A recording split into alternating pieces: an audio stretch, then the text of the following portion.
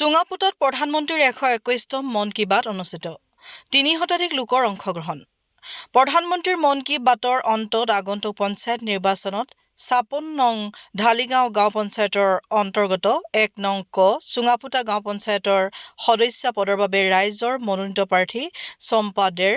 নিৰ্বাচনী প্ৰচাৰ পঞ্চায়ত নিৰ্বাচনলৈ কিছুদিন বাকি নিৰ্বাচনৰ বাবে তৎপৰ হৈ পৰিছে পঞ্চায়তৰ সদস্য পদৰ বাবে ৰাইজৰ